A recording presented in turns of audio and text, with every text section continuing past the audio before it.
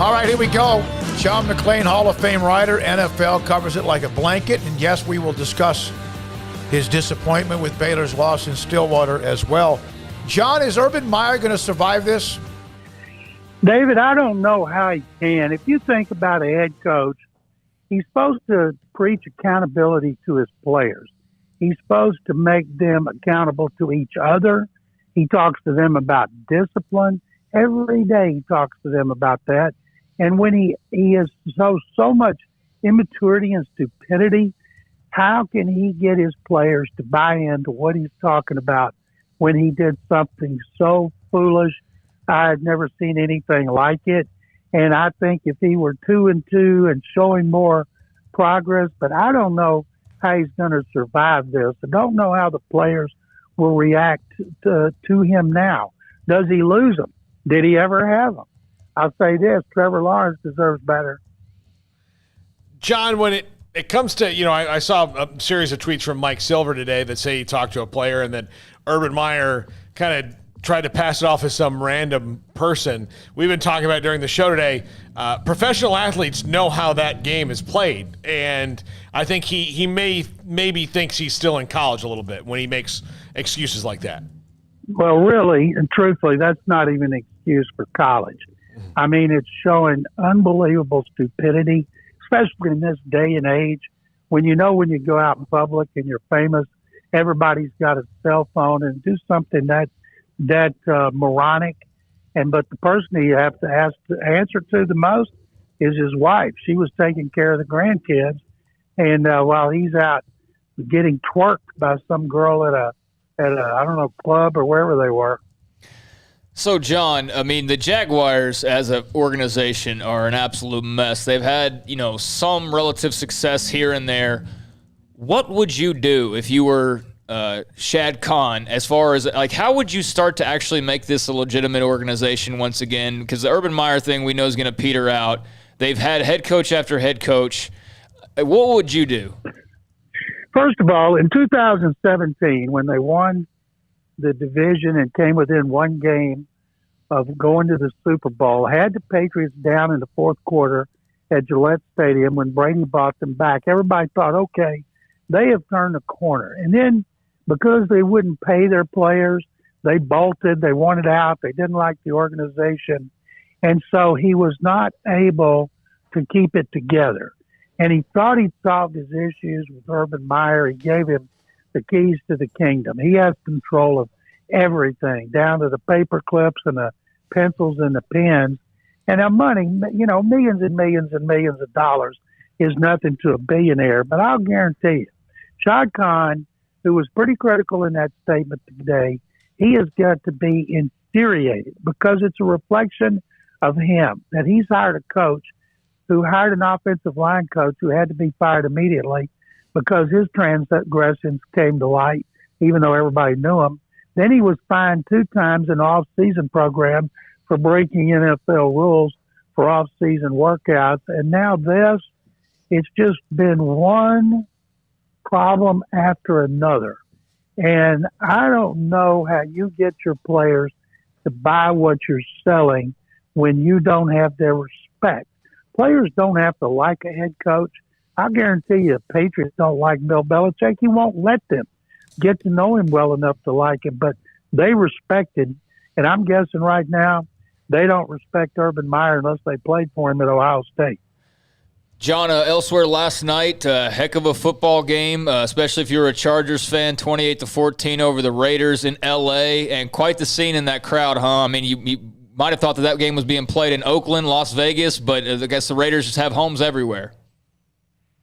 That goes back to even when the Raiders were in Oakland, they had a lot of fans in L.A., especially gang members. I remember when they moved to L.A., they had a parking lot at the Coliseum where the gangs called a moratorium on their fighting on Sunday so they could go tailgate. And so you did not want to walk through that tailgate wearing the colors of another team. So it would have been the smart thing to do, would have been to have the Raiders move back to L.A. and share the stadium with the Rams and had the Chargers move to Las Vegas because they've got built-in fans in L.A. and they'll go anywhere. Half of the crowd in Vegas is going to be from L.A., and you saw it last night, and everybody knew that was going to be the case. The Chargers have been visitors ever since they left San Diego, no matter where they played. But they showed a lot of moxie. Justin Herbert, my God, don't you know, every day the Dolphins are like, what did we do taking Tua over Justin Herbert? Yep. Yeah, he's a stud. And the Cowboys beat him, and that was a game that went down to the wire. And geez, I love watching him play. I mean, who does he remind you of anyone maybe in the past? Well, he's big. You know, he's 6'6", and he runs like Cam Newton. Cam Newton's almost 6'6", 265. Herbert's not that tall, but he's a good runner. He's tough and he's smart. If you go back to Hard Knocks last year, when the Rams and the Chargers were on there, and the Chargers, Tyrod Taylor was the starter, which the coach, Anthony Lynn, emphasized every day. And most of the attention on Hard Knocks that Justin Herbert got was about his man bun. And his teammates gave him all kinds of grief about it. And then the real hero here is the doctor who gave Tyrod Taylor the pain-killing injection into his ribs, went too far, punctured his lung, and Justin Herbert had to play. If that guy hadn't punctured his lungs and Tyrod Taylor had stayed healthy, how long would it have been until he got Justin Herbert out there? You know, if you go back and look at the scouting reports, he wasn't guaranteed a surefire thing. There were a lot of people that took shots at him. Oh, his personality, he's not a leader.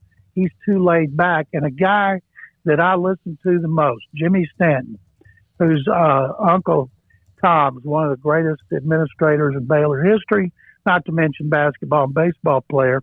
Jimmy works at Oregon, and he's worked for the Titans. He's worked for the Astros, and he and I are good friends. And he told me when Justin Herbert was a sophomore how good he was and how good he's going to be. And when he was a junior, everybody thought he was coming out. Jimmy said, nope, he's not coming out. His brother's coming here, and they want to play a season together. And by staying in college, that helped him. Think of all these quarterbacks that they spent an extra year in college and got the experience, how much it might help them make that transition. But Justin Herbert is a stud. Guys, when you look around, the changing of the guard with young quarterbacks like him and Mahomes and Josh Allen and Kyler Murray coming in for Brady and Breeze and Roethlisberger and those guys, it is a privilege to watch those kids throw the football in the NFL. John, you mentioned Ben Roethlisberger. If the Steelers could get in the Wayback Machine to March, when they were renegotiating Ben Roethlisberger's deal for this year, do you think they would have maybe renegotiated him into retirement and gotten into maybe drafting a quarterback of the future? Well, if they had, they'd be 0-4. They wouldn't have gone to Buffalo and won the first game. They need to worry about getting a quarterback now. They might as well be really bad. Mike Tomlin's never had a losing season. But instead of blaming Big Ben, I don't care who the quarterback is. If you can't run the ball, you're in trouble.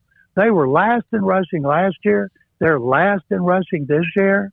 And until they can run the ball to take some pressure off him and keep defenses from just teeing off on him on every play, he's going to get obliterated, and they're going to keep losing. And maybe that's the idea. What they should be doing is calling Nick Caserio and say, okay, Nick, we haven't checked with you on this, but what are you asking for lots and 3-1s, 2-2s? Let us get back to you. John, I know there's probably not much to say about last week, but what is the mood around the Texans? Got the Patriots coming up, who are off a loss against Tom Brady and the Bucs. Worst loss in franchise history. What's the pulse in Houston? Well, everybody's fired up about the Astros. The Astros play the White Sox. They have home field advantage. People are pumped. See if they can go to the World Series again. The Texans, people, this is what we expected them to be terrible. They got people's hopes up with that performance against Jacksonville. Looked good against Cleveland. Could have beaten Carolina, but they're playing a rookie quarterback who's not ready to play. They didn't want to play this early. But Tyrod Taylor, when he comes off IR in a couple of weeks, they got to decide, do we want to try to win some games, stick with Mills, see if he makes any progress, lose, get a high pick, try to get a quarterback next year. And after I saw Cincinnati beat Notre Dame, I think I tweeted during the game, the Texans aren't quitters, they're just tanking for Ritter. There you go. There you go. There you go. John, I mentioned the Cowboys in their win against the Chargers. They do, and I know that it's so easy to fall for them. They are a flirt, but they do appear to have some legitimacy with what they're doing this year. And they're able to make some plays defensively with some guys out, including in the past, if DeMarcus Lawrence had gone out, they just shut it down. What's changed? Obviously Dan Quinn, but what else is changing with them in your opinion? Well, Dak Prescott's healthy. They were tearing it up yardage-wise when he was healthy last year, but the defense was going to be terrible with Mike Nolan. They're taking the ball away. That's what's the most impressive thing they're doing that they hadn't been. And the defense is not great, but it's good. And they're going to run away with that division. I've been saying that since before the season. And the key will be, can they win a home game like they did with Seattle 2 years ago, or could they possibly get home field advantage? Is there a great team in the NFC right now? Who is clearly better than the Cowboys? Maybe Arizona. Arizona just beat the Rams a week ago. We'd anointed the Rams. The Bucks barely beat a rookie quarterback. Green Bay's won 3 in a row, but I'll say this, why not the Cowboys? Yeah, they really have just something. There's a look to them. Thanks for your time, John. We appreciate it. John McClain, Hall of Fame writer. Houston Chronicle. Oh, I hit it. You know, you got a little bit of a happy triggering. Yeah, I'm looking. I'm not with it. I always get sad on what is potentially the last day of the Red Sox season. It's never a good day for me, unless it's the World Series. Shut up. Well, Rangers lost